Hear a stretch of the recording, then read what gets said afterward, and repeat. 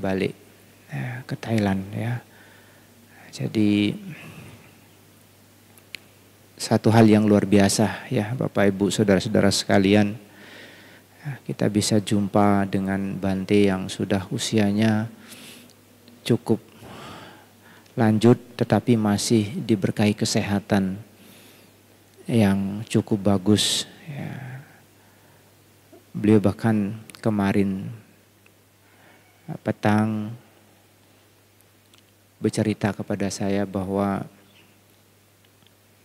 di usia beliau yang ke-95 tahun kondisi jasmani beliau masih sangat sehat ya, tidak pernah merasakan ya, sakit lutut. Kemudian yang terpenting adalah ingatan beliau masih sangat kuat. Bahkan ada satu anak yang pada saat acara di Siantar yaitu pensakralan Patima atau rupang Buddha yang di altar Wihara Sakyamula datang di acara itu dan kemudian kemarin datang lagi hanya memberi namaskara. Beliaunya bilang, kamu yang datang di acara di Siantar itu. Saya pun kaget, beliau masih ingat padahal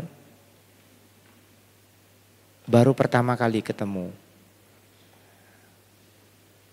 Padahal di Siantar itu pun hanya sekilas. Tetapi beliau pun masih ingat. Ini menandakan bahwa ingatan beliau masih sangat bagus dan tajam. Tentu Bapak Ibu saudara-saudara sekalian, salah satu hal yang menjadikan kita memiliki ingatan, kemampuan berpikir yang sangat baik tentu tidak lepas dari praktik meditasi itu sendiri.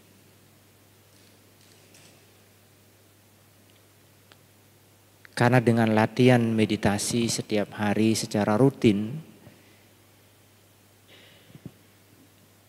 ini yang akan menjadikan kemampuan berpikir ingatan kita atau sanya itu semakin tajam dan kuat. Maka tidak heran Bapak Ibu saudara-saudara sekalian, Pangeran Siddhartha sendiri mampu merealisasi sebuah pengetahuan yang namanya Pube Niwa Sanusatinyana, yaitu kemampuan mengingat kelahiran-kelahiran masa lampau beliau. Itu juga tidak terlepas dari kemampuan pencapaian meditasi itu sendiri. Sati sampajanyanya ya, sangat tajam. Demikian pula halnya dengan kita. Pada dasarnya kemampuan-kemampuan itu bukan satu hal yang mustahil untuk dicapai, tetapi itu semua bisa kita capai kalau artinya kita memang menaruh perhatian terhadap latihan-latihan kita yang berhubungan dengan pengembangan pikiran itu sendiri. Nah, di luar daripada itu juga seperti yang sering juga saya sampaikan bahwa latihan meditasi kita itu tidak berdiri sendiri. Tetapi juga didukung oleh faktor-faktor kebajikan yang lainnya. Oleh karenanya di sini saya akan menyinggung dua pokok dhamma yang bahkan dikatakan sebagai pelindung dunia. Artinya apa? Jikalau semua orang di dunia ini memiliki poin damai ini, dunia akan tentram. Dunia akan damai. Dunia akan terbebas dari gejolak, pertentangan, peperangan, ya.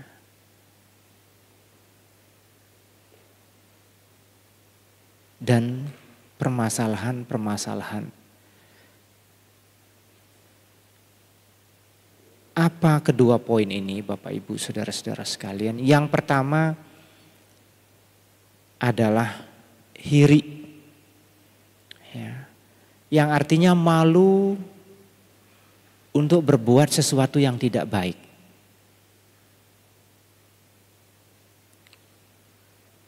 Atau malu untuk berbuat sesuatu yang buruk.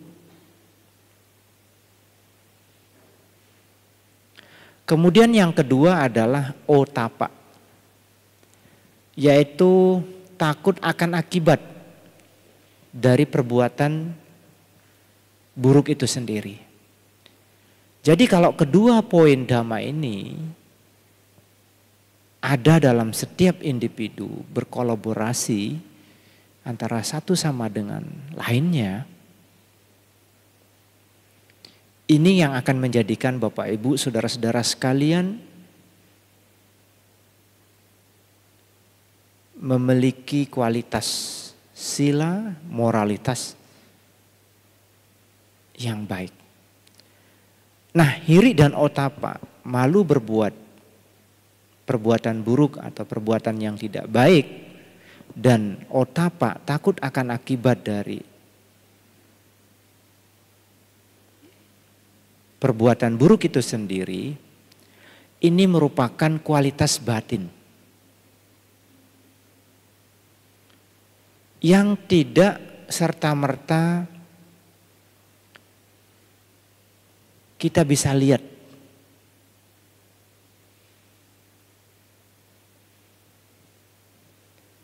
Tetapi berada dalam batin kita masing-masing.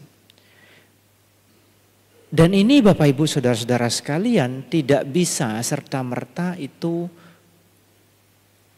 berkembang atau maju dengan sendirinya. Tetapi memang dia harus dilatih.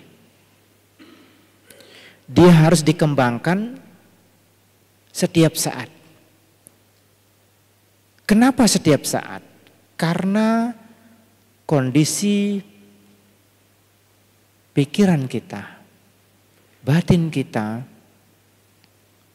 setiap saat bisa saja dicengkeram oleh pengaruh-pengaruh yang tidak baik itu sendiri. Seperti yang sudah juga Bante sampaikan, yang namanya kalau di dalam meditasi ada yang namanya niwarana, yaitu rintangan batin yang menghambat atau yang menghalang batin untuk berkembang dan maju. Nah, ini disebut juga kilesa mara. Mara adalah kilesa itu sendiri. Mana di antara niwarana atau rintangan-rintangan batin ini yang akan dominan tergantung daripada faktor yang menyebabkan kemunculannya. Ya, kalau itu misalnya berhubungan dengan kama canda, nafsu-nafsu keinginan indriawi, itu tentunya objek yang menyebabkan dia adalah karena memang adanya rupa, bentuk ya, yang kita beri label sebagai sesuatu yang indah, sebagai sesuatu yang menarik, sehingga muncul nafsu keinginan itu sendiri.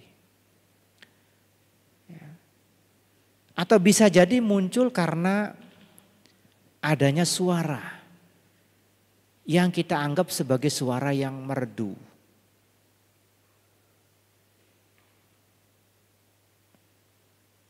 Yang indah. Sehingga ini juga bisa menimbulkan pengaruh nafsu terhadap suara yang kita dengar. Kemudian aroma, bebauan. Artinya ketika itu harum, ya, ketika itu aromanya enak, sedap, ini juga bisa menimbulkan nafsu keinginan itu sendiri. Ataupun mungkin rasa.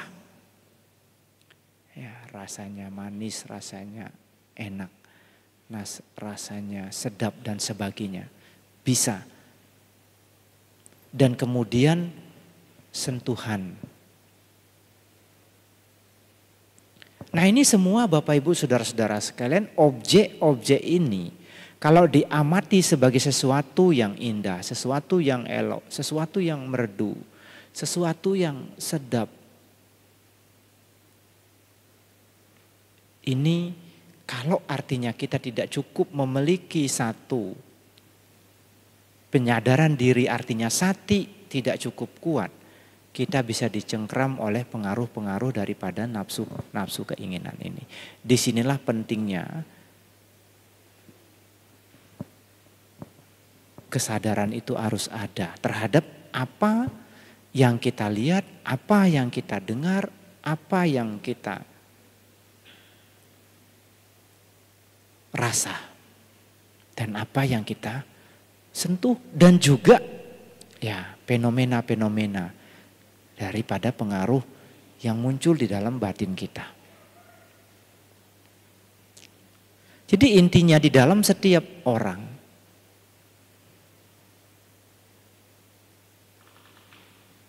kondisi-kondisi yang berupa cengkeraman daripada kilesa itu bisa setiap saat muncul.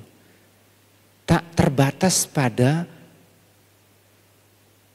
status belaka. Artinya apapun status Anda, bahkan seorang biku sekalipun, seorang umat awam sekalipun, kalau artinya kita itu masih dalam tahapan latihan, belum mampu mengikis secara total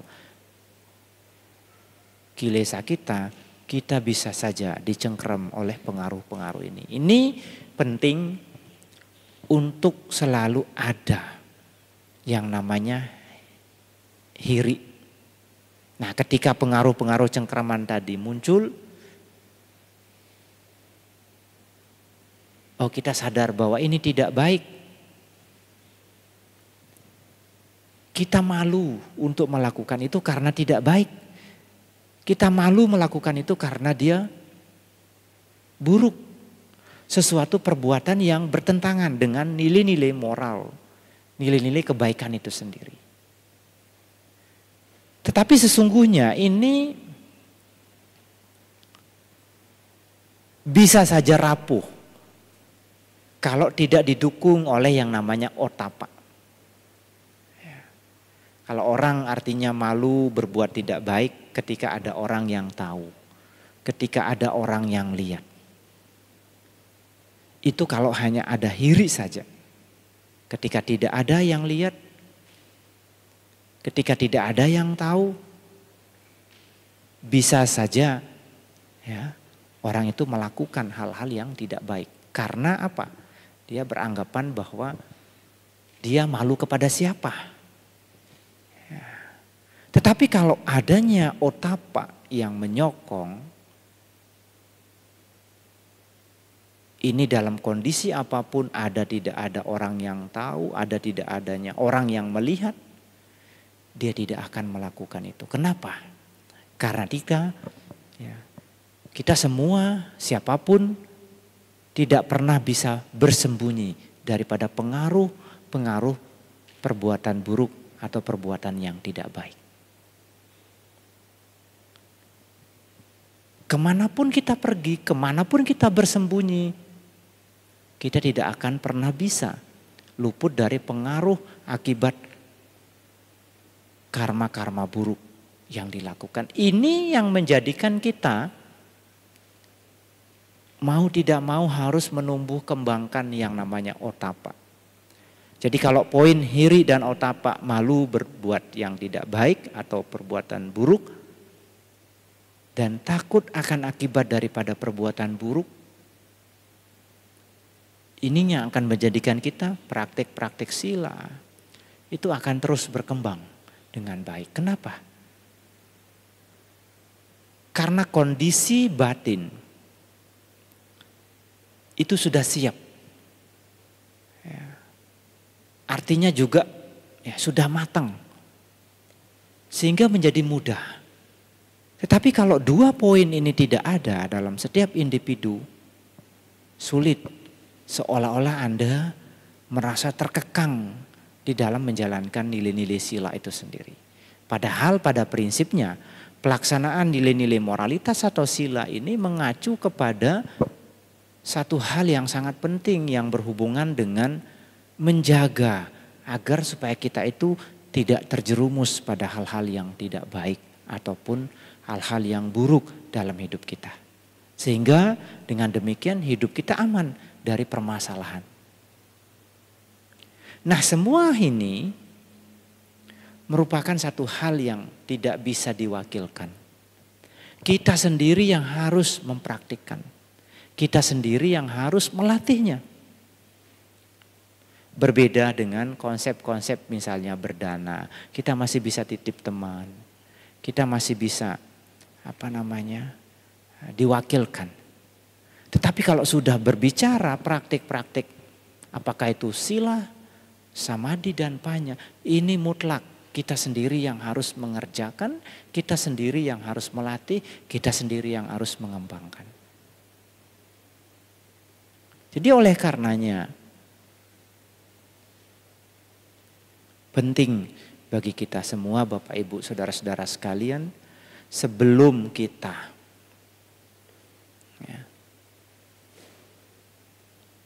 terlambat. Artinya apa? Kalau masih dikuasai oleh mara, yang namanya kilesa mara tadi, mungkin masih kita bisa mengejar. Tapi kalau sudah yang namanya dicengkeram oleh macu mara.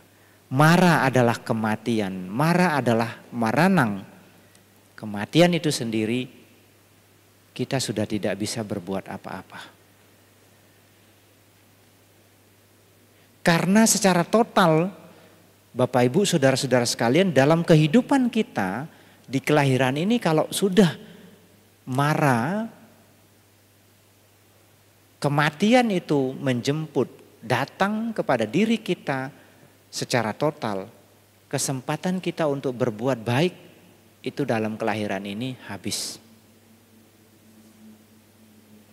Kita mesti menunggu kelahiran berikutnya, dan apakah kondisi kelahiran kita berikutnya mendukung untuk bisa bertemu dengan ajaran, punya satu karma baik yang cukup atau tidak untuk bisa dilahirkan sebagai seorang manusia. Atau mungkin bisa saja lahir sebagai manusia tetapi tidak mengenal ajaran Buddha Dhamma, ya tidak juga bisa berlatih sila, samadhi dan panya. Karena sila, samadhi dan panya hanya ada dalam ajaran Buddha Sasana.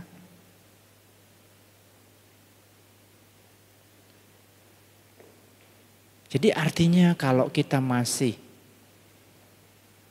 dalam kondisi seperti sekarang, kita masih punya kesempatan untuk berlatih.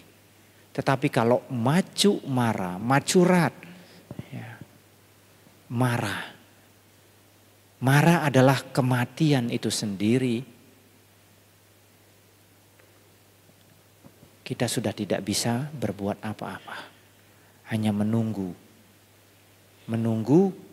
daripada buah karma baik kita yang kita lakukan selama kita masih hidup di alam kehidupan manusia ini.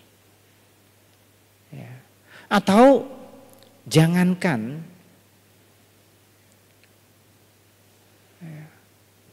macu marah, mungkin pada setiap individu ya, kalau sudah dicengkram juga oleh kanda marah adalah kanda, kelompok-kelompok jasmani. Ya.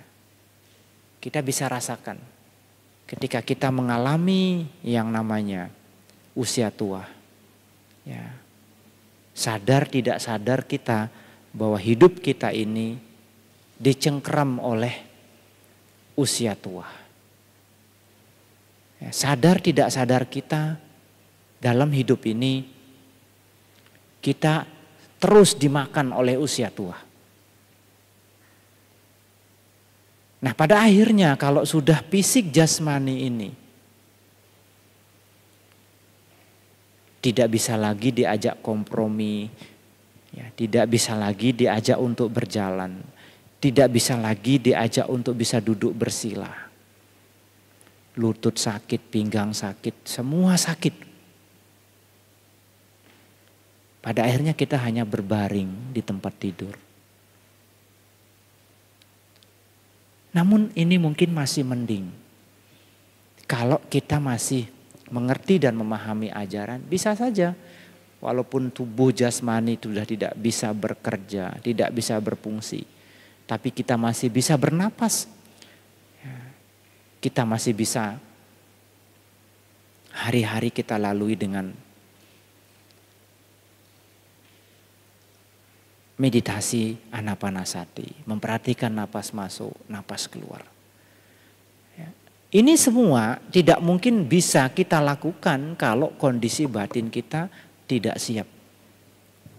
Nah, untuk membuat batin setiap individu, setiap orang siap, jadi harus dilatih dari keseharian kita ketika kita masih seperti sekarang ini.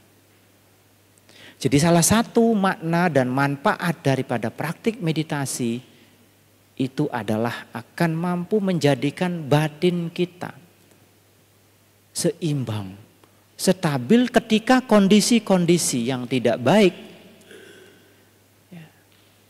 terjadi pada tubuh jasmani ini terhadap badan ini.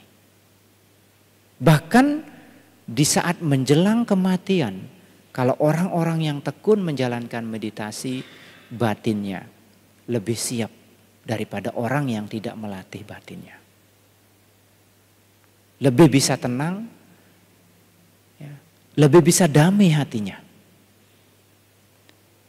Ya. Jadi Bapak Ibu saudara-saudara sekalian, sekecil apapun bentuk daripada praktik itu membawa manfaat yang besar bagi kemajuan spiritual kita, bagi hidup kita. Jadi oleh karenanya bagaimana caranya agar supaya hiri dan otapak tadi bisa terus kita tumbuh kembangkan dalam batin kita. Tentu kita harus selalu menyadari dan memahami mana yang baik dan mana yang tidak baik. Mana yang bermanfaat dan mana yang tidak bermanfaat. Mana yang menyokong daripada praktik kita dan mana yang menyebabkan kemerosotan daripada praktik ini.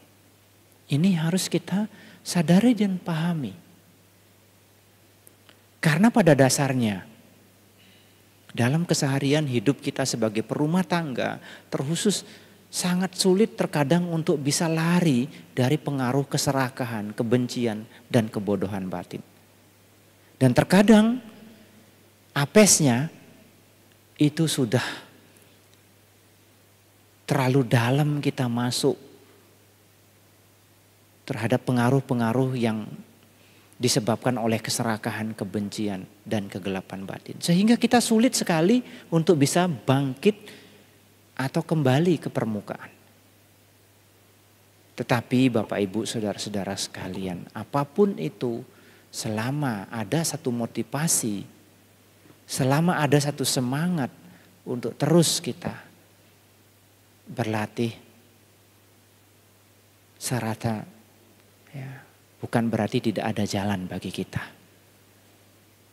Jadi oleh karenanya momen-momen seperti ini ya tidak sekedar hanya kita lakukan di wihara.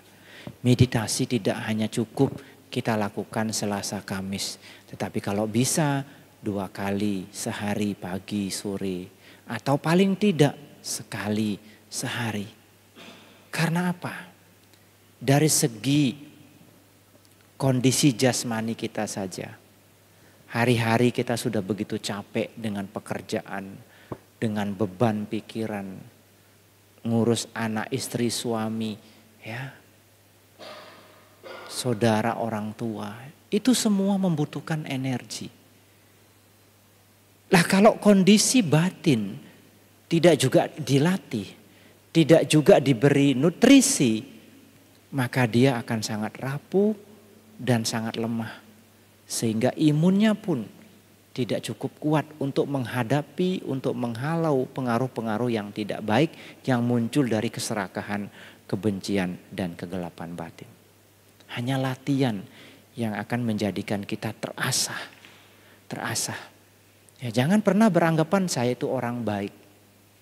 Orang baik sekalipun kalau dia tidak belajar untuk melatih batinnya, lama-lama batin itu juga jadi batin yang penuh karat, tumpul.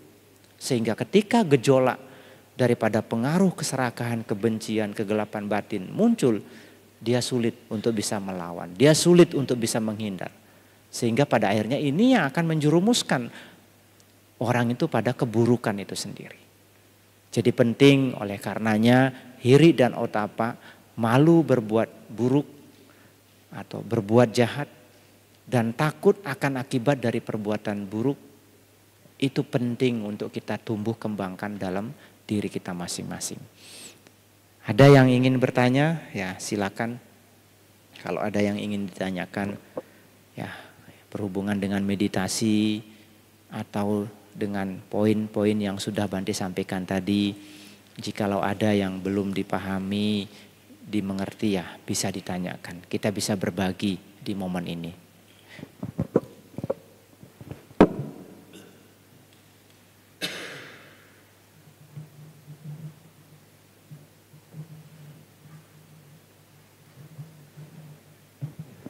Silakan. Ada yang bertanya? Ya, kalau tidak ada ya artinya sudah pintar semua ya. Ya. Karena memang wajar kalau Bapak Ibu saudara-saudara sekalian itu sudah pintar semua. Karena Selasa Kamis datang, Cek Cabgo datang ya. Ya wajar karena apa? Ya Bante juga yang disampaikan sudah berulang-ulang sebenarnya. Apalagi tadi berbicara tentang mara itu. Ya mara itu ada 5 kategori ya. Yang selalu kita anggap kadang marah itu sebagai satu makhluk ya yang selalu merintangi, menghalangi seseorang berbuat baik. Nah, kalau seperti itu disebut dewa putamara. Ada memang seperti itu. Karena ada memang makhluk-makhluk dewa yang micaditi, yang memiliki pandangan salah, pandangan keliru. Jadi tidak serta-merta lahir di alam dewa itu ya, memiliki pandangan benar. Terkhusus ya, di dalam kehidupan surgawi yang tingkat rendah. Ya. Maka ada yang namanya dewa putamara. Mara adalah dewa yang selalu merintangi, menghalangi seseorang untuk berbuat baik. Merintangi. Contohnya Pangeran Siddhartha ketika meditasi di bawah pohon Bodhi pada saat malam purnama di bulan Waisak ya, tahun 588 sebelum Masehi. itu dihalangi oleh Dewa Putamara, yaitu yang berasal dari Paranimita Wasawati, alam Dewa Paranimita Wasawati. Itu usianya sangat panjang.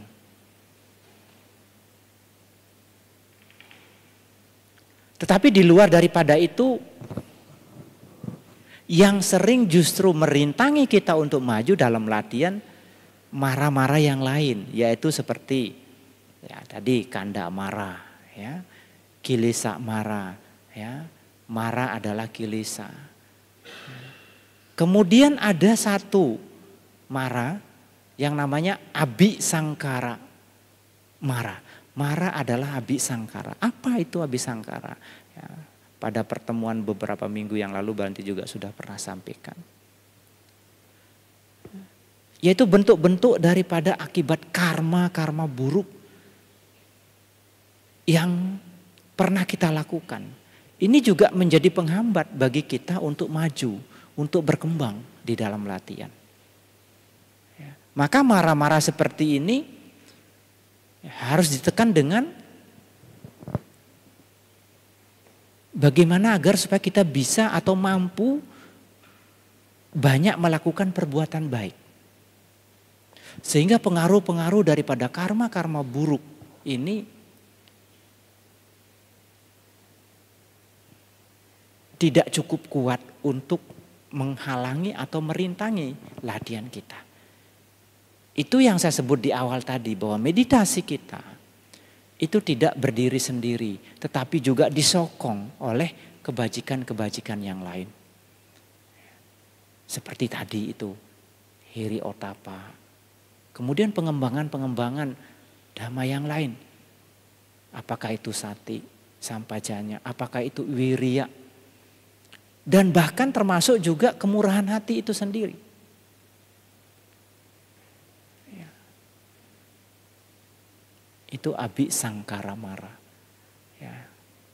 Kemudian itu tadi juga ya, Dewa Putamara dan Macu Mara. Mara adalah kematian.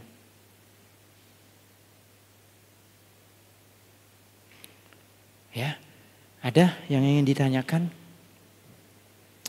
Ya, kalau tidak ada ya kita tutup ya. Nanti masih dalam masa wasa masih ada satu kali pertemuan saat Ceid nanti itu tanggal berapa 14 atau 15. Tetapi di luar itu ya rutin Selasa Kamis ya meditasi. Ya, jadi seperti yang sudah sering juga Bante sampaikan bahwa terlepas ya Bantenya ada atau tidak ya, atau mungkin hanya samanera ya kita bisa meditasi bersama-sama ya. Artinya kita sama-sama berlatih duduk di sini karena apa? Karena terkadang tidak gampang ketika kita itu ingin meditasi sendiri. Oh, saya tidak usah datang lah, Bante kan gak ada di wihara, meditasi di rumah saja. Belum tentu bisa kita duduk 1 jam. Kenapa? Karena kita duduk sendiri, ya udahlah. Atau juga seperti tadi, ya. Karena kadang-kadang motivasi sebuah latihan itu muncul karena ya ada teman. Ya, ketika tidak ada teman, nggak mau lagi duduk meditasi. Ya. Atau ada juga yang memang dipaksakan duduk 1 jam karena yang lain belum selesai, alarmnya belum bunyi, harus duduk. Kalau tidak nanti malu. Bisa ada seperti itu. Nah, tetapi masih mending ada satu rasa malu seperti itu daripada kita tidak pernah bisa duduk lama meditasi. Jadi semua mungkin berawal dari hal-hal yang semacam itu. Tetapi ini bisa juga menjadikan kita terlatih menjadi lebih baik dan lebih baik. Ya. Jadi itu saja ya yang dapat Bante sampaikan. Mari kita tutup dengan